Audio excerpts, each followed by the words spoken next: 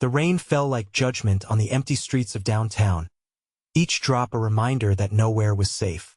Amara Chun clutched the torn strap of her duffel bag, her sneakers slapping against wet concrete as she ran through shadows that seemed to reach for her with familiar, threatening hands.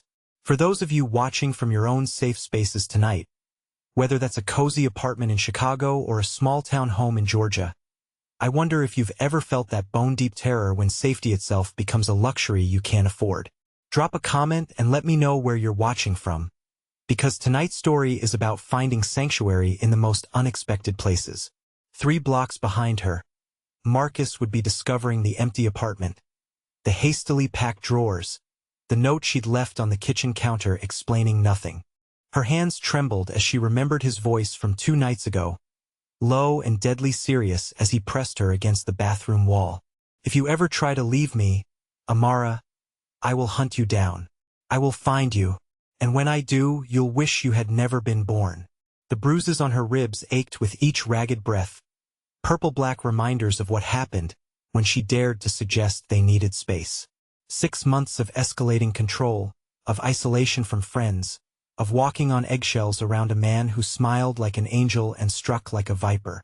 Tonight had been her only chance, when his business trip gave her a 12-hour window to disappear. But disappearing in a city like this required money she didn't have and connections that had been systematically severed. The women's shelter was full, the friends Marcus had frightened away months ago, the family back in Atlanta who thought she was living her dream with a successful businessman. She was completely, utterly alone. The neon sign ahead read Sejong in elegant Korean characters, the upscale restaurant's warm light spilling onto rain-slicked pavement like a beacon. Amara had photographed this place once for a food magazine assignment, back when she still had a career, back when Marcus still pretended to support her work. The owner had been kind, offering her a complimentary meal after the shoot. Thunder cracked overhead, and somewhere behind her, the low rumble of an engine echoed off wet buildings. Marcus drove a black BMW, and every dark car now felt like a predator stalking through the night. Panic clawed at her chest as headlights swept across the street behind her. She didn't think. She ran. The restaurant's front door was locked, but desperation made her resourceful. The service alley led to a staff entrance, and her shaking hands found it mercifully unlocked. She stumbled inside, water dripping from her hair onto expensive hardwood floors, her breathing ragged in the sudden warmth. The dining room was empty, chairs stacked on tables like sleeping sentinels. But voices carried from somewhere deeper in the building, low and serious, speaking in rapid Korean. She should leave. She should find another place to hide. But her legs gave out, and she collapsed against the wall, finally allowing herself to feel the terror she'd been running from. That's when she heard footsteps. They were measured, deliberate, the kind of steps that belonged to someone who had never run from anything in his life. The voices had stopped, and now there was only silence and the approaching sound of expensive shoes against hardwood. Jin Wukong appeared around the corner like something from a fever dream, all sharp angles and controlled power in a charcoal suit that probably cost more than her rent. She remembered him from the photo shoot, the quiet intensity behind wire-rimmed glasses, the way his staff moved around him with respectful efficiency. But this was different. This was him in his domain, and she was an intruder. His dark eyes took in everything at once. Her torn jacket, the blood on her knuckles from breaking free when Marcus grabbed her wrist, the way she pressed herself against the wall like a cornered animal. When he spoke, his voice was silk over steel. What happened to you? It wasn't a question. It was a statement that demanded truth, and something in his tone made her want to tell him everything. She tried to speak and found her voice trapped somewhere between her chest and throat.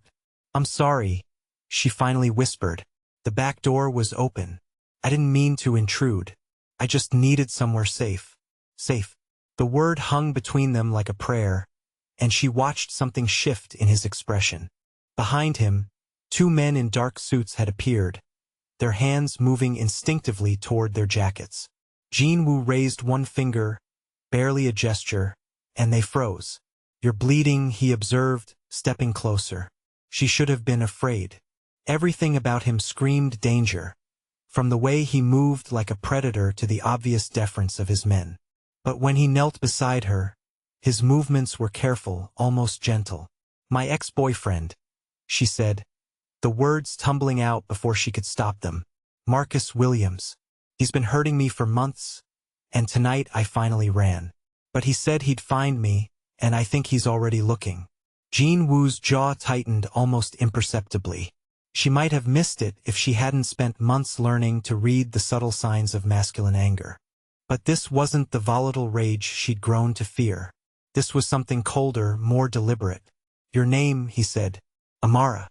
Amarachan." He stood, and she had to crane her neck to meet his eyes. The calculation there was sharp and immediate, as if he was weighing variables in an equation she couldn't begin to understand.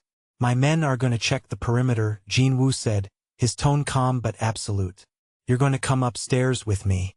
We'll discuss your situation somewhere more private." It wasn't a request, but it wasn't a threat either. It was something else entirely, a declaration that carried the weight of absolute authority. She should have been terrified. Instead, for the first time in months, she felt something that might have been hope. "I don't understand why you're helping me," she said as he extended his hand to help her stand. His fingers were warm and steady, completely unlike Marcus's grabbing hands. "Perhaps because you asked for help instead of demanding it," he replied, and she caught the faintest hint of something that might have been amusement in his voice. "Or perhaps because I have a particular hatred for men who hurt women." As they walked toward the elevator, she realized she had traded one dangerous man for another. But this one, she suspected, might actually keep her safe.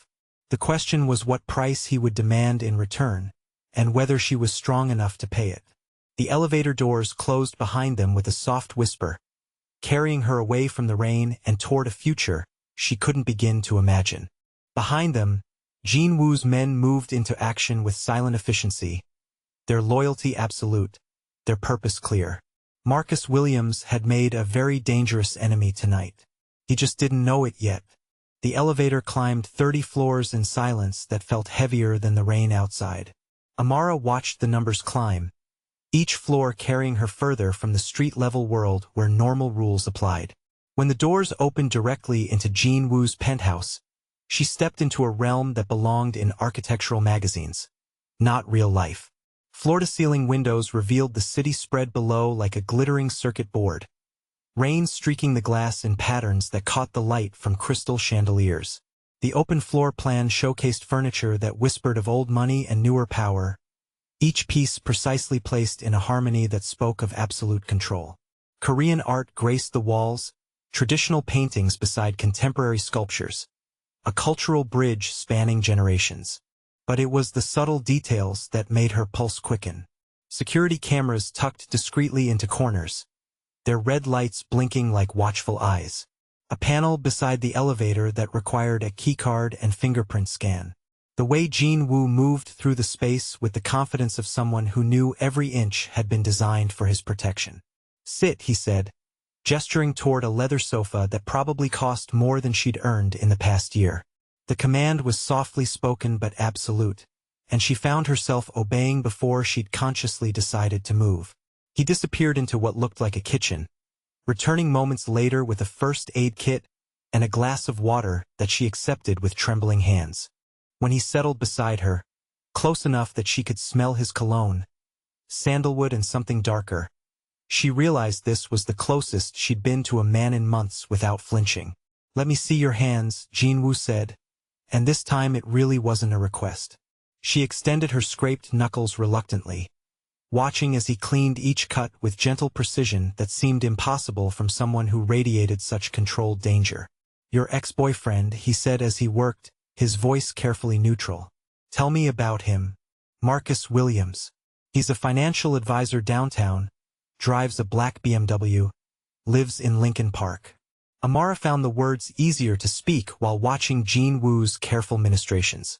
She'd never talked about Marcus's abuse to anyone, but something about Jean Woo's steady presence made confession feel possible. "How long has he been hurting you?" The question hit like a physical blow, direct and uncompromising.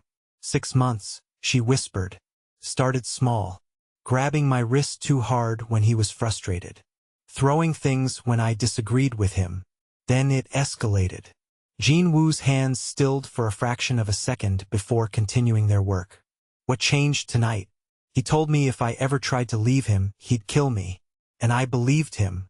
She watched Jin Woo's jaw tighten almost imperceptibly, a micro-expression that somehow made her feel safer rather than afraid. When he finished bandaging her hands, Jin Woo leaned back and studied her with dark eyes that seemed to catalog every detail. You understand that by coming here, by telling me this, you've made certain choices. I understand that I had nowhere else to go, she replied, meeting his gaze directly. And I understand that you could have had your men throw me back onto the street, but you didn't. What I don't understand is why. Because Marcus Williams has made this my business now. Jin Woo's voice carried a weight of authority that made her believe he could make problems disappear with a phone call. The question is whether you're prepared to accept my protection, and what that means. Something in his tone made her straighten her spine. What does it mean? It means you stay here under my roof until the threat is eliminated. It means you follow my security protocols without question. It means you ask no questions about my business or the people who work for me. And it means you trust me to handle Marcus Williams in the way I see fit. The words hung between them like a contract written in invisible ink. Amara felt the weight of choice settling on her shoulders, heavy as the rain outside. This wasn't rescue, she realized. This was an exchange, protection for compliance, safety for surrender of control. And if I say no, she asked quietly, then my men will escort you safely to wherever you choose to go, and you'll never see me again. But Marcus Williams will still be hunting you, and I won't be there to stop him. The brutal honesty of it took her breath away. No false promises, no romantic declarations of unconditional help. Just the clear calculation of a man who understood exactly how dangerous the world could be. Why, she asked, her voice stronger now. Why would you do this for a stranger? Jin Woo stood and walked to the windows, his reflection ghostly against the city lights. Because I know what it means to be hunted, he said finally. And because some lines should never be crossed. The silence stretched between them, filled with unspoken questions and dangerous possibilities. When he turned back to face her, his expression had shifted into something that might have been vulnerability, carefully controlled and quickly hidden. There are guest quarters prepared for you, he said. You'll find clothes in the closet, toiletries in the bathroom, everything you need. Tomorrow we'll discuss the specifics of the arrangement. What if I want to leave? She asked, testing the boundaries of this gilded cage. Then you leave. But you should understand that once you walk out that door, my protection ends. Marcus Williams becomes your problem to solve. The stark choice crystallized everything. Stay and submit to Jin Woo's control, or leave and face Marcus alone. She thought of the bruises on her ribs, the terror in Marcus's voice when he promised to find her, the absolute certainty that he would follow through on his threats. I'll stay, she said, the words feeling like stepping off a cliff into unknown darkness. But I won't be your prisoner. I won't trade one controlling man for another. Something that might have been respect flickered in Jin Woo's eyes. Good, he said simply. Prisoners are liabilities. Partners are assets. The word partner hung in the air between them, loaded with implications neither was ready to explore. As he led her down a hallway lined with more art than most museums possessed, Amara wondered what she'd gotten herself into. The guest suite was larger than her entire apartment had been, decorated in the same understated luxury that spoke of wealth beyond imagination. When Jin Woo showed her the security panel beside the door, explaining the codes that would lock her in or let her out, she realized this room was both sanctuary and cell, depending entirely on perspective. Sleep well, he said from the doorway, his voice softer now in the intimate darkness. Tomorrow we begin. After he left, Amara stood at the floor-to-ceiling windows and stared out at the city below. Somewhere down there, Marcus was probably tearing her apartment apart, looking for clues about where she'd gone. But up here, 30 floors above the chaos, she felt something she hadn't experienced in months. Safety. Complicated, conditional, and possibly temporary, but safety nonetheless. The question was whether the price Jin Woo would eventually demand would be worth paying. and whether she was strong enough to maintain her independence in a world where power was the only currency that mattered. Thunder rumbled overhead, and in its echo, she thought she heard the distant sound of her old life crashing down. Tomorrow would bring new rules, new dangers, and new choices. Tonight, for the first time in 6 months, she would sleep without fear. Even if she couldn't quite shake the feeling that she'd traded one kind of captivity for another, infinitely more sophisticated and potentially far more dangerous. Jin Wukong, she suspected, was not a man who ever let go of something he decided to protect. The question was whether that protection would eventually feel like love, or simply a more elegant form of possession. Morning in Jin Wu's penthouse began before dawn with the precision of military routine. Amara woke to the sound of water running in the distant kitchen, the soft chime of elevators arriving with staff who moved through the space like ghosts, silent and efficient. By the time she emerged from her suite, dressed in clothes that fit her perfectly despite never providing measurements, the apartment hummed with invisible activity. Jin Wu stood at the kitchen island, impeccable in a navy suit despite the early hour, reading something on his tablet while steam rose from a cup of coffee. The morning light streaming through the windows caught the sharp angles of his face, transforming him from the dangerous protector of last night into something that belonged in a boardroom or gallery opening.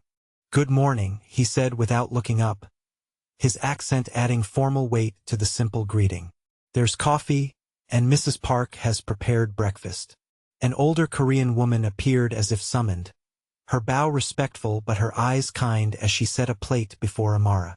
Traditional Korean dishes alongside Western options, a cultural bridge that somehow felt like an offering of trust. "Thank you," Amara said in carefully pronounced Korean, drawing Jin Wu's attention for the first time since she'd entered the room. His surprise was barely visible, but she caught it in the slight lift of his eyebrows. "Where did you learn Korean?" he asked, setting down his tablet with what seemed like genuine interest. "Photography school. I specialized in cultural documentation, spent a summer in Seoul working on a project about traditional craftsmanship in modern settings. It was the happiest 3 months of my life, before everything got complicated." Something shifted in Jin Wu's expression, a softening that transformed his severe features into something almost warm. "What kind of photography?" "People, mostly. The way light reveals truth in faces, how authentic emotion breaks through careful facades." She found herself talking about her work with an enthusiasm that had been dormant for months. Marcus had slowly eroded her confidence, dismissing her passion as childish hobby until she'd stopped mentioning it entirely. "I would like to see your work sometime," Jin Wu said, and the simple statement felt like validation she hadn't realized she'd been craving. Their conversation was interrupted by a soft chime from Jin Wu's phone. His transformation back into the controlled businessman was instantaneous, face settling into neutral lines as he read whatever message had arrived. "I have meetings this morning," he said, the warmth from moments before carefully banked. "You'll remain here. The building security has your photo and description. If you need anything, Mrs. Park will assist you." As he moved toward the elevator, Amara noticed something she'd missed in the previous night's chaos. Jin Wu favored his left side slightly, a subtle compensation that spoke of old injury carefully managed. When he reached for his jacket, the movement pulled his shirt tight across his back, revealing the ghost of what looked like surgical scars through the fine fabric. "Wait," she called, surprising them both with her boldness. "You're hurt." Jin Wu paused, his hand on the elevator button. "It's nothing," he said, but the careful way he held himself suggested otherwise. "Old injuries have a way of speaking up when the weather changes," Amara observed, moving closer despite every instinct that warned her to maintain distance from this dangerous man. The storm last night probably didn't help. For a long moment, they stood in silence, and she wondered if she'd overstepped some invisible boundary. Then Jin Wu's shoulders dropped almost imperceptibly, and she realized he'd made some internal decision. 3 years ago, he said quietly, a business disagreement that became personal. "The scars are permanent reminders of why I don't allow enemies to get close." Without thinking, Amara reached toward him, her photographer's instincts reading the tension in his posture, the careful way he held himself. When her fingers touched the edge of his jacket, he went completely still. "May I?" she asked, and after a heartbeat that stretched like eternity, he nodded. The scars were extensive, running across his back in patterns that spoke of systematic brutality survived through sheer will. Some were surgical, precise lines where doctors had repaired damage. Others were jagged, violent reminders of whatever hell he'd endured. Her fingers traced the worst of them through his shirt, feeling the way his breathing changed under her touch. "Who did this to you?" she whispered, her voice barely audible. "Men who believed I could be broken," Jin-woo replied, his voice steady despite the intimacy of the moment. "They were wrong." The simple statement carried such weight of survival that Amara felt tears prick her eyes. This was vulnerability he'd probably never shown anyone, trust offered like a fragile gift. "You're stronger than they ever imagined," she said, her hand still resting against his back. "And stronger than Marcus could ever be." Jin-woo turned then, and the look in his eyes made her breath catch. Gratitude mixed with something deeper, more dangerous. For a moment, she saw past the careful control to the man underneath, the one who'd survived hell and built an empire from the ashes. The elevator chimed, breaking the spell.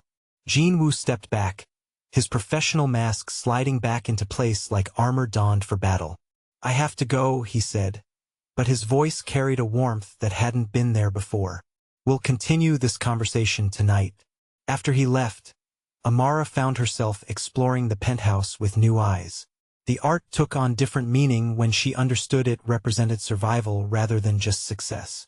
The security measures felt less like imprisonment and more like hard-won wisdom about the price of letting down one's guard. Around noon, her phone rang. Marcus's number appeared on the screen like a snake coiling to strike. "Amara, baby." His voice was honey over broken glass when she finally answered. "I know you're upset, but this has gone far enough.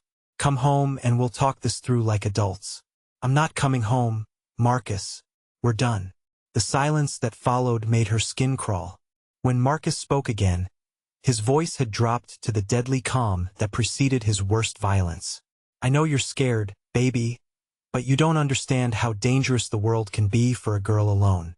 I've been looking for you all night, asking around, checking with your friends.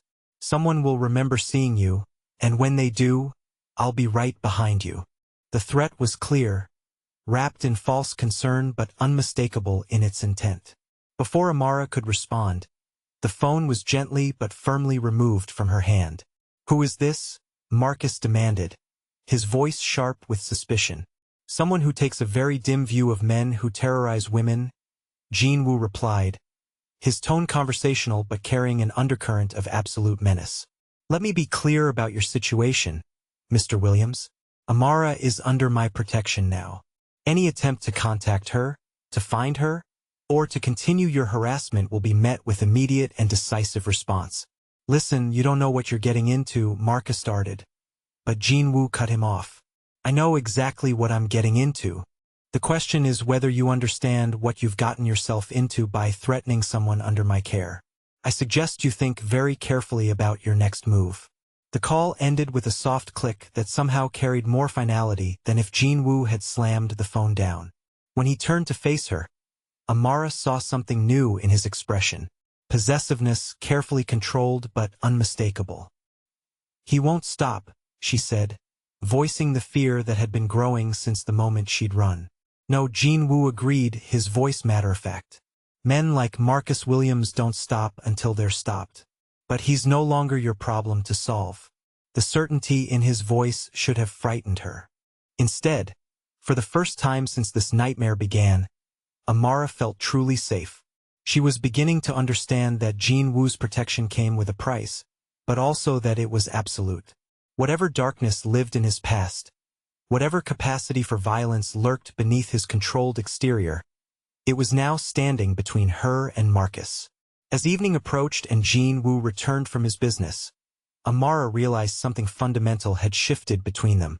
The careful distance they'd maintained was eroding, replaced by something more complex and infinitely more dangerous. She was beginning to see the man behind the mask, and from the way his eyes followed her movements, He was seeing something in her that went far beyond a woman in need of rescue. The question was whether either of them was prepared for what came next, when protection became something deeper, more personal, and far more complicated than either had bargained for. Outside, the city glittered in the gathering dusk, beautiful and dangerous, much like the man who now held her safety in his hands. She was beginning to understand that Jin Wukong was not a man who protected casually, and that accepting his care meant accepting all the dangerous complications that came with it. 3 weeks into her stay, Amara had developed a rhythm that surprised them both with its domestic intimacy. She woke before Jin Woo's alarm, brewing coffee the way he preferred it, strong and black with a hint of cinnamon that reminded him of his grandmother's kitchen in Busan. He would emerge from his morning workout, hair still damp from the shower, finding her reading at the breakfast table with that small smile that had begun to feel like sunrise. Mrs. Park had started asking Amara's opinion about meals, and the penthouse had slowly transformed from a sterile showcase into something that felt dangerously close to home.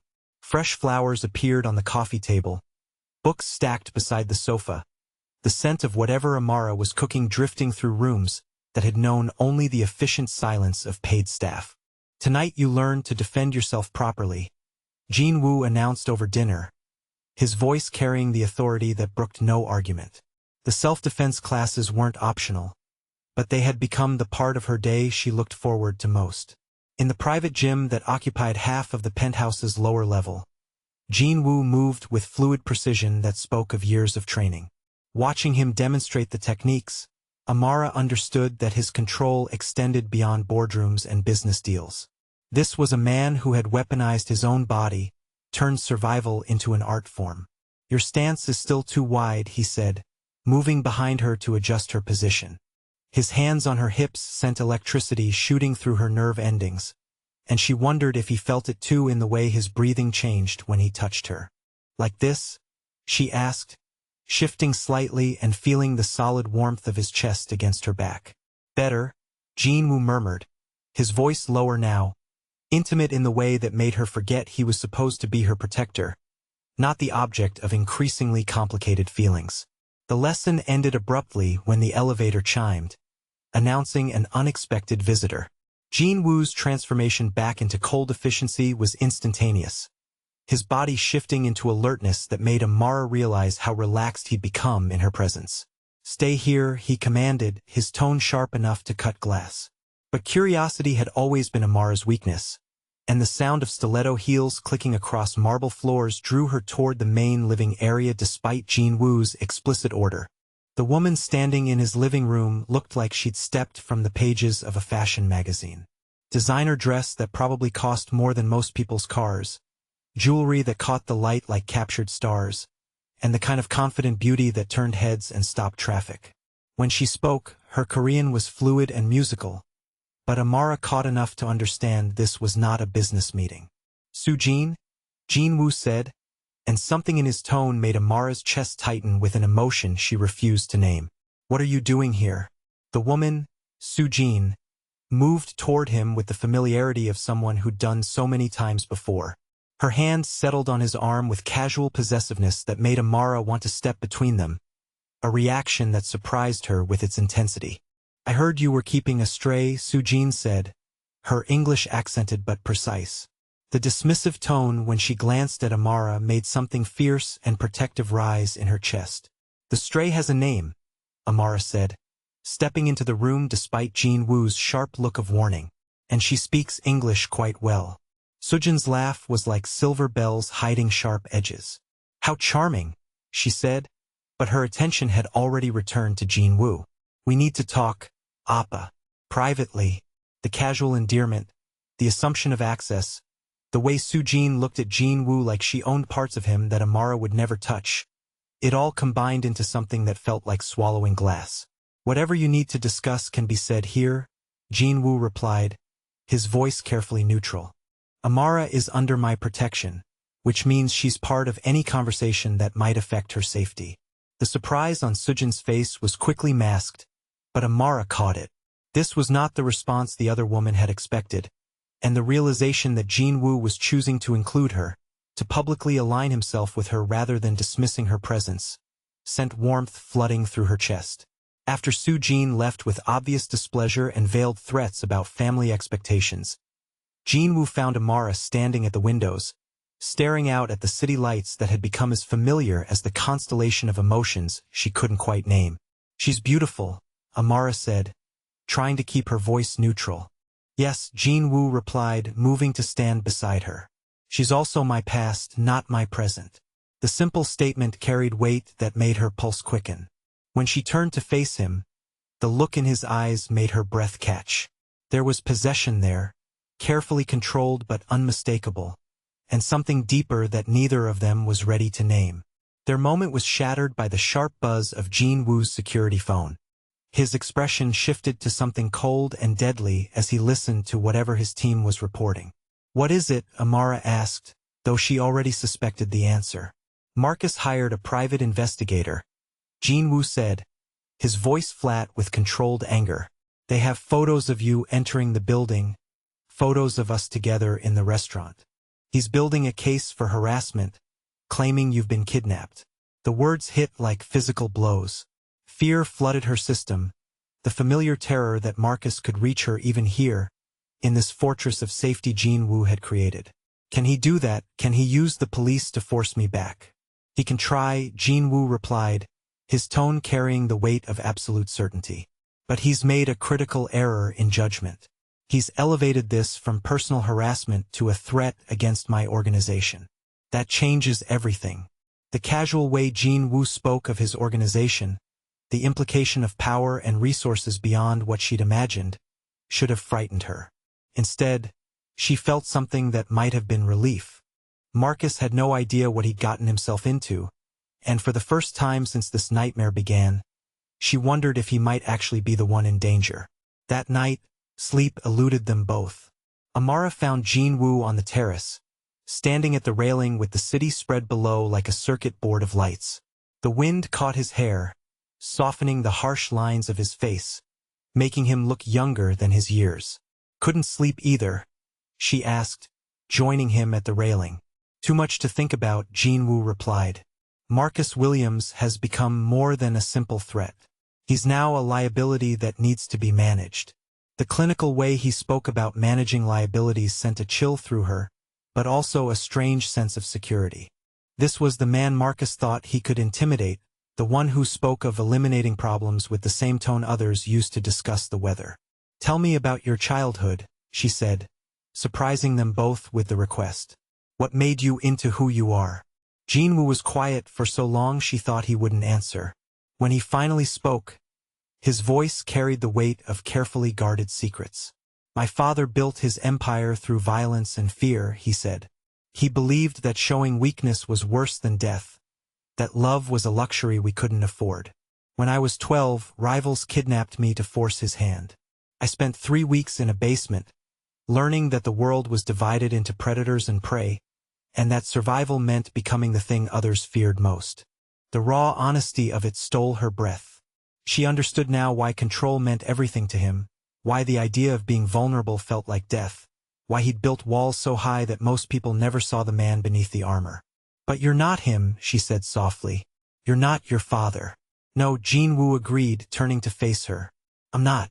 But the world I live in doesn't allow for softness, for the kind of vulnerability that normal people take for granted." "What about with me?" she asked, stepping closer until she could feel the warmth radiating from his body. "Do you feel vulnerable with me?" The question hung between them like a bridge neither was sure they should cross.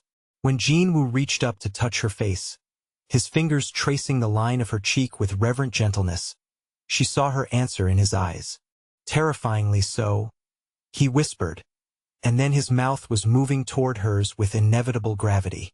The kiss might have happened, might have changed everything between them, but the sharp buzz of his security phone shattered the moment like glass hitting concrete. Jin-woo stepped back, his professional mask sliding into place with practiced efficiency, but not before she saw the regret flash across his features. "What is it?" he said into the phone, his voice cold as Arctic wind. Amara watched his expression darken as he listened to whatever emergency had torn them apart. When he ended the call, the man who had almost kissed her was gone, replaced by someone who radiated lethal purpose. Marcus escalated. Jin Woo said, his voice carrying finality that made her blood run cold. He's no longer content to simply find you. Now he wants to make me pay for keeping you from him. The implications of those words settled on her shoulders like a weight she wasn't sure she could carry. By accepting Jin Woo's protection, she'd made him a target. By falling for her protector, she'd complicated everything beyond repair. As they stood on the terrace with the city glittering below and danger closing in from all sides, Amara realized they'd crossed a line from which there was no return. Whatever happened next, neither of them would emerge unchanged. The question was whether they would emerge at all, or whether Marcus's escalation would destroy everything before they had a chance to discover what they might mean to each other. The wind carried the promise of another storm, and in its whisper, she heard the echo of violence approaching like a tide that would soon wash over all of them. The mistake was thinking she could have one normal afternoon. Jin Woo had meetings across town. His security detail focused on protecting him rather than watching her every move. Sejong Restaurant felt safe in the early afternoon lull. Mrs. Park having invited Amara for tea with the kitchen staff who had grown fond of her presence over the past month. Normal, peaceful, the kind of ordinary moment that had become precious in their carefully controlled world. She was laughing at one of the cook's stories when the front door chimed. 3 men entered, dressed like businessmen but moving with predatory awareness that made her blood freeze. The one in front had cold eyes and a smile that promised nothing good. Amara-chun, he said, her name on his lips like a curse. You're coming with us. She ran. Jin Woo had drilled emergency protocols into her until they were muscle memory. The back exit, the panic button on her phone, the code words that would bring his entire organization down on whoever threatened her. But panic made her clumsy, fear made her slow, and they were professionals who had planned for her resistance. The needle slid into her neck with clinical precision. The world went soft around the edges, her legs folding like paper as consciousness slipped away like water through her fingers. She woke tied to a chair in what looked like an abandoned warehouse, the kind of place where screams disappeared into concrete and rust. Marcus sat across from her, no longer the charming businessman who had swept her off her feet a lifetime ago. This was the monster she'd been running from, rage barely contained beneath a veneer of false calm. "Hello, baby," he said, and the familiar endearment made her skin crawl. "Did you miss me?" "Where are we?" Amara asked, fighting to keep her voice steady despite the terror clawing at her chest. "Somewhere your Korean boyfriend won't think to look." Marcus stood, moving closer with the slow deliberation of a predator savoring the hunt. "Do you have any idea how much trouble you've caused me? How much money I've spent tracking you down?" The men who had taken her stood guard at the warehouse entrances, but something in their posture suggested they weren't as confident as they wanted to appear. Marcus might have money, but Jin Woo had something far more dangerous. Resources, connections, and a reputation that made smart people very careful about crossing him. "He's going to find me," Amara said, and was surprised by the certainty in her own voice. Marcus laughed, a sound like breaking glass. "Your precious protector doesn't even know you're gone yet. By the time he figures it out, we'll be long gone. You and I are going to take a little trip somewhere far from his influence. Somewhere you can learn to appreciate what you threw away." The way he said it, the casual assumption that he could simply erase the past month and drag her back into hell, sparked something fierce in her chest. Jin Woo hadn't just taught her self-defense. He taught her that she was worth protecting, worth fighting for, worth more than Marcus's twisted version of love. "I'm not going anywhere with you," she said, meeting his eyes directly. "Those days are over." Marcus's facade cracked, revealing the volcanic rage beneath. His hand connected with her cheek in a sharp crack that made her ears ring, but she didn't flinch. Wouldn't give him the satisfaction of her fear. "You don't get to decide," Marcus snarled. "You belong to me. You've always belonged to me, and some foreign criminal isn't going to change that." The racist edge to his words, the casual dismissal of Jin Woo as merely foreign rather than the formidable man who had rebuilt her world, made something cold and dangerous settle in her chest. Marcus had no idea what he was dealing with, and his ignorance was about to become everyone's problem. The first sign that his plan was falling apart came 30 minutes later when one of his hired guards stopped responding to radio calls. Marcus sent the second man to investigate, leaving only one between him and whatever was systematically eliminating his security. "Your boyfriend works fast," Marcus admitted, but his voice carried more excitement than fear. "Good. I was hoping he'd show up. Makes this more personal." 20 minutes later, the lights went out. Emergency lighting cast everything in hellish red shadows, and in that crimson darkness, Amara heard sounds that would haunt her dreams.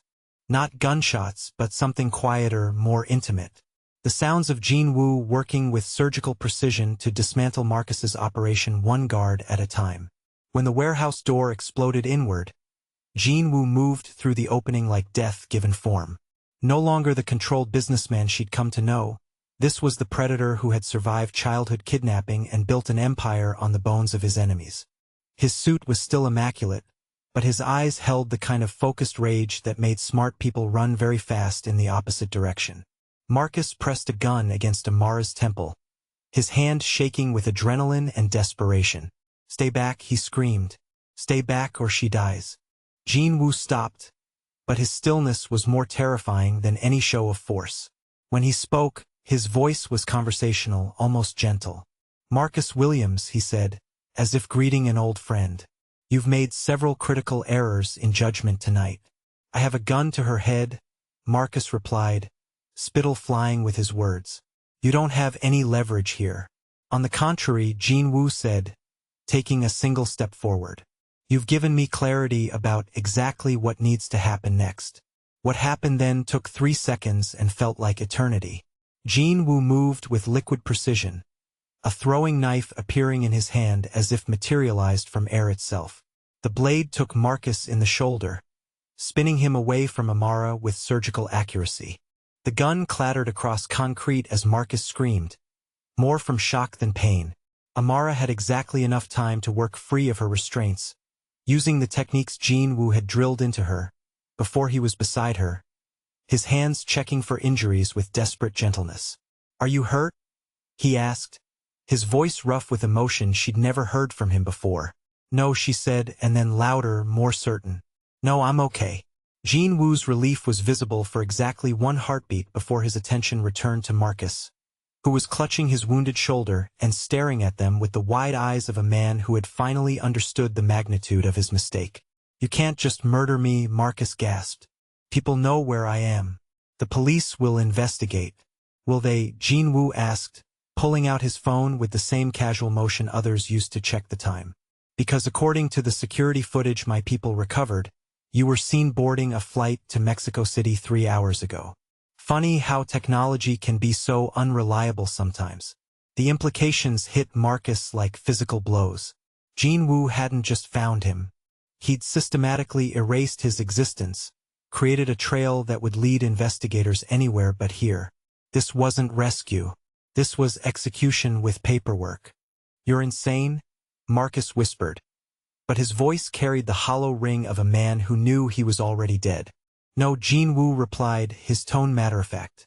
"I'm thorough. And you made the mistake of threatening something that belongs to me." The possessiveness in his voice should have bothered her.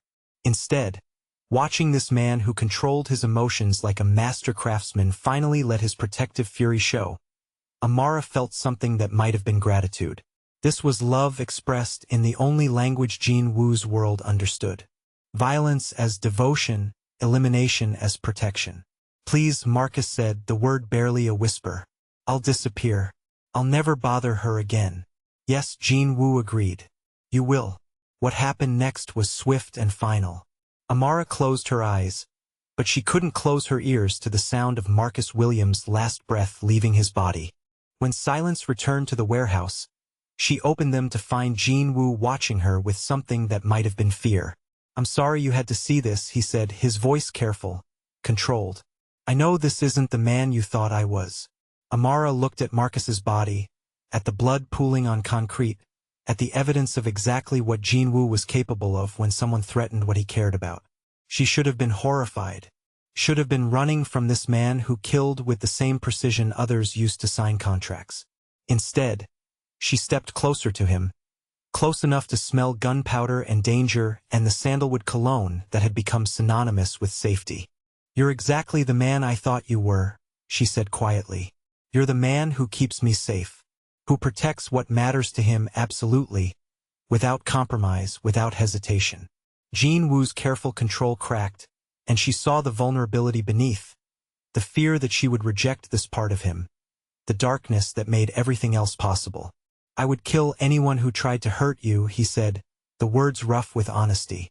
"Anyone who threatened you, anyone who made you afraid, anyone who stood between you and the life you deserve. That's not protection, Amara. That's obsession." "Good," she replied, reaching up to touch his face, feeling the tension in his jaw, the barely controlled emotion that made him human beneath all that deadly competence. "Because I'm obsessed with you too." The kiss that followed tasted like gunpowder and promises, like violence and devotion intertwined so completely that she couldn't separate one from the other. When they finally broke apart, both breathing hard, Marcus Williams was already becoming history, a problem solved with the finality that only death could provide. As Jean Wu's cleanup crew arrived to handle the aftermath, Amara understood that she had crossed a line from which there was no return. She had seen the monster her protector could become, and instead of running, she had chosen to stay. Had chosen him, darkness and all, violence and all, obsession and all.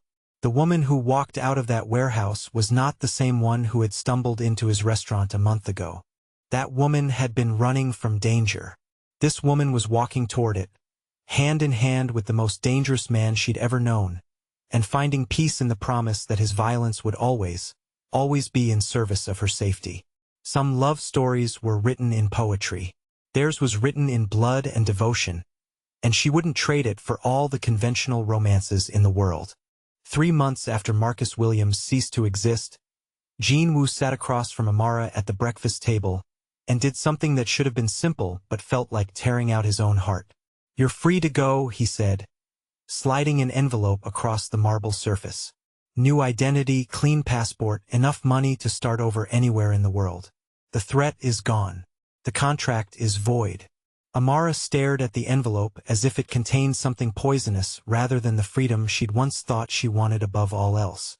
When she looked up, her eyes held something that made his carefully prepared speech die in his throat. "And if I choose to stay," she asked quietly, "then you stay because you want to, not because you have to.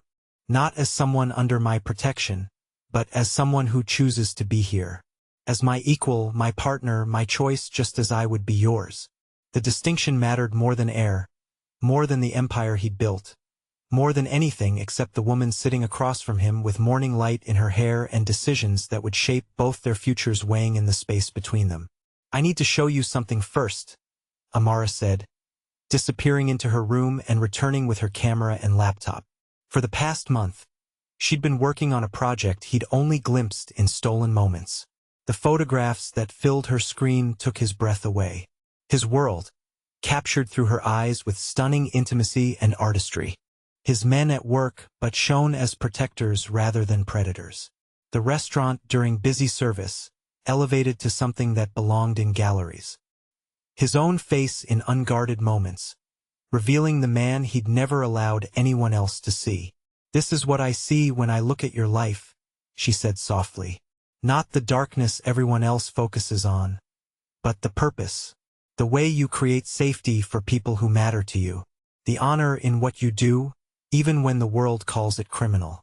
Jean Wu scrolled through image after image, seeing his organization, his family, his very existence transformed into something beautiful rather than merely necessary. She had captured truth he'd never allowed himself to acknowledge, found art in a life he'd always considered purely functional. "The legitimate businesses need better marketing materials," she continued, her voice growing stronger with conviction. "The cultural center you're funding needs documentation for the grant applications. And the scholarship program for Korean American students could use a visual narrative that shows where the money actually goes." She had found a way to belong, not by hiding from what he was, but by making herself indispensable to what he was becoming. The realization hit him with force that stole his breath. "You've been planning this," he said, wonder and something deeper coloring his voice. "I've been planning us," she replied, meeting his eyes with the steady courage that had first drawn him to her. "Not the us where I'm your protected responsibility, but the us where I'm your partner in everything. Your photographer, your conscience, your woman by choice rather than circumstance." Jin-woo stood and walked to the windows, needing distance to process the magnitude of what she was offering. Partnership in his world meant sharing the danger, accepting the moral complexity, choosing the burden of loving a man whose hands would never be clean. When he turned back, Amara was holding a photograph he hadn't seen before. The two of them on the terrace the night Marcus had escalated, caught in a moment of perfect intimacy before violence had shattered their peace. In the image, they looked like what they were becoming. Not protector and protected, but two people who had found something worth fighting for in each other. "This is what I want," she said simply. "Not safety at any cost, but this partnership, this life, this love that's strong enough to survive anything the world throws at us." The marriage proposal came 3 weeks later, but not in any way that would have made sense to the outside world.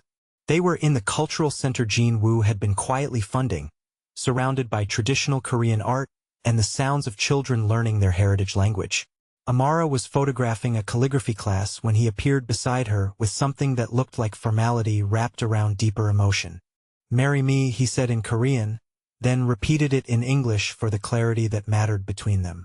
"Not because you need my protection, but because I need your partnership. Not because you're safer with me, but because I'm better with you."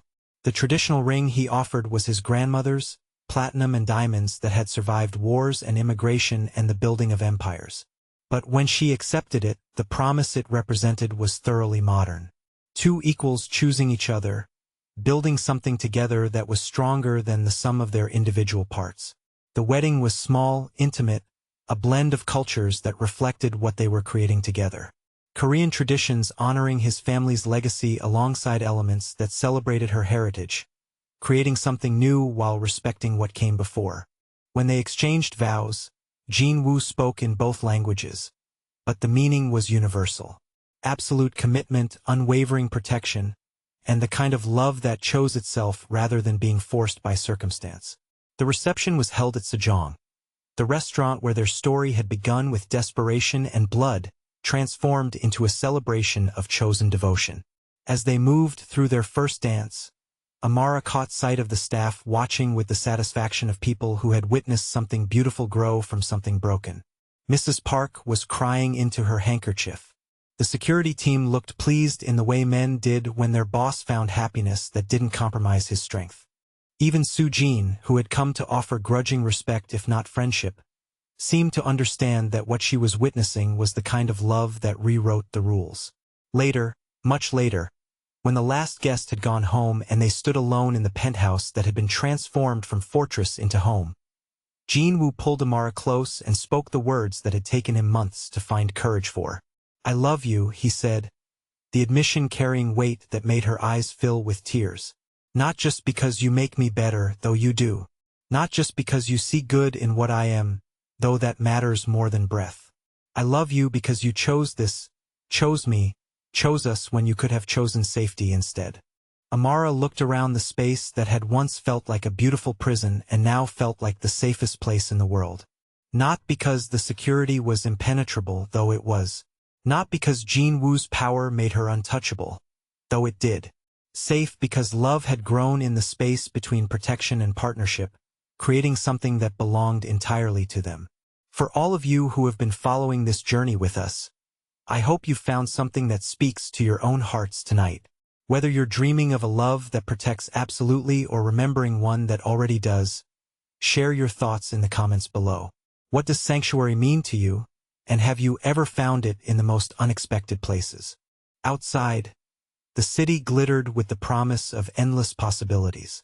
Inside, two people who had found each other in the midst of violence and fear settled into a love that had been tested by the worst the world could offer and emerged stronger, deeper, more unshakable than either had dared to hope.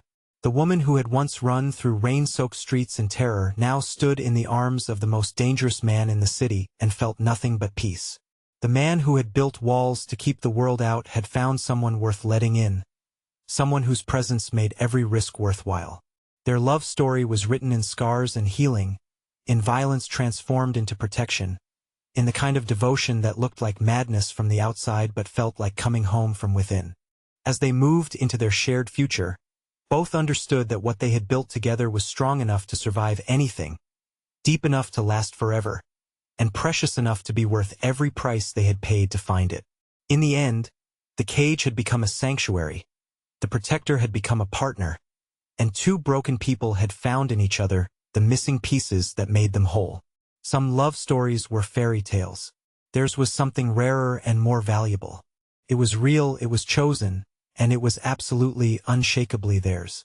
The future stretched before them, glittering with promise and secured by the kind of love that moved mountains, toppled empires, and transformed even the most dangerous hearts into something capable of perfect tenderness.